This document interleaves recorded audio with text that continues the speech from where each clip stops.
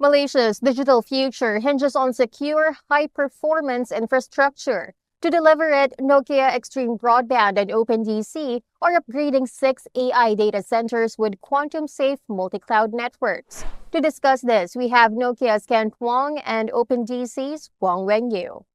So, starting with Kent, what makes Malaysia a key market for AI data centers? Let's start with this. Malaysia has rapidly established itself as one of the top data center hubs in Southeast Asia.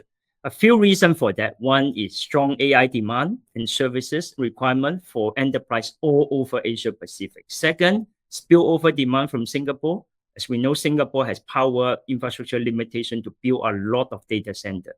And third is very strong Malaysia government support to provide power, land, and infrastructure to support such data center build out. And where you have a lot of AI data center, you need a lot of data traffic growth, and you need high capacity, low latency network, which is where Nokia come in. And that's why we have announced this partnership with Extreme Broadband and OpenDC to support the AI data center build out in Malaysia. There's actually a strong interest in the industry to continue to develop the submarine projects, and then including EBB. So we are looking at enhancing the connectivities, the regional connectivities, by investing into the submarine cable as well. And then there is also a digital service ecosystems with strong growth in the fintech, gaming, e-commerce, and smart city projects. All these help to drive up the demands for the national digital initiative. Last but not least, there's also an AI-related initiative among the industry through the rapid cloud and AI adoptions. And then and all these help to drive up the internal consumptions, which makes Malaysia a very, very interesting market for the AI data centers. Just for better understanding on the topic, how do quantum safe networks differ from current security standards we have now? Yes, today's encryption works, but not forever. Very standard encryption algorithm, for example, RSA, cannot be cracked by traditional computer, but can be cracked by quantum computer. Now, quantum computer is not generally available today, but the bad actor can still get the traffic, data traffic, store it, and decrypt it later when quantum computer become generally available, which many predict to be before 2030. So for us in Nokia, we actually have this very special innovation. We call it quantum safe networking, which build our product with this chipset in my hand, that we can do native quantum safe encryption inside the chipset itself. So the network built by Nokia can actually encrypt all this traffic that is being transmitted over the network that cannot be cracked by quantum computer. And this makes the network very safe for financial sector, government, and highly sensitive AI-related traffic. While Malaysia is a key market, just as both of you mentioned earlier, what scalability challenges are most pressing for its data centers? Regarding data center, of course, the challenges is always first, power and space, which this is the one that Malaysia government play a key role in providing the infrastructure for that. On the networking side, because of the special demand of the AI traffic, you need ultra low latency, high capacity, and very secure connectivity. And this is both within the data center, which you need very high capacity bandwidth, like 400 GE, 800 GE data center switches, like the one Nokia provided, and also highly network automation system, right, like the EDA, event-driven automation that Nokia provide, that can be automatically provisioned, secure the network, and also troubleshoot and reduce the error to almost zero. So with this type of new technology, we believe we can address the unique challenges of building a very scalable data center infrastructure in Malaysia.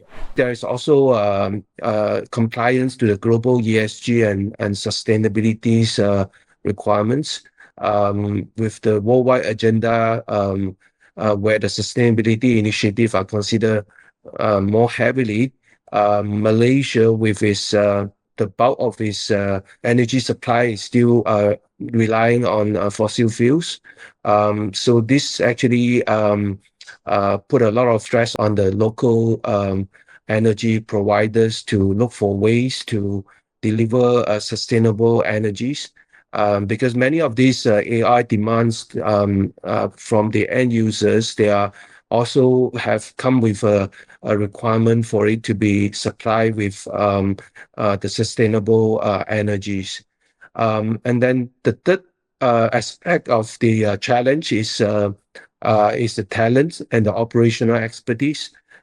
Given the huge growth in the data centers industry, there is scarcities of skilled professionals in the AI, cloud, and data centers operations.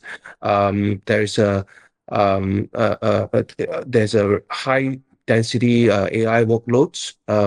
All these requirements, all these require advanced expertise in terms of the power and cooling optimizations, and then as well as we also have a need for experts in the sustainability measures as well. So let's sum this up for our viewers. In a nutshell, how does multi-cloud readiness benefit enterprises using these facilities?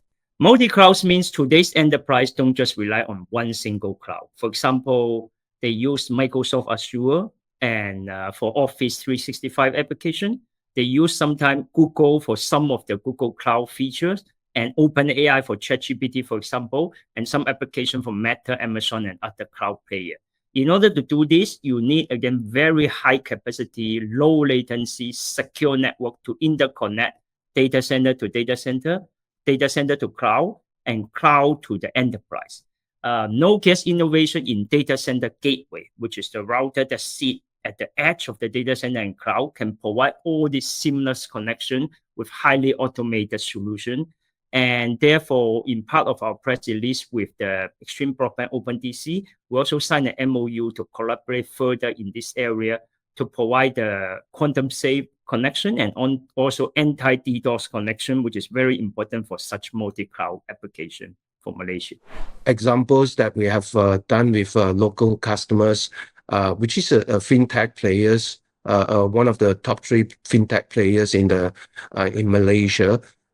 So we have introduced the multi-cloud solutions through our partners at DKIX.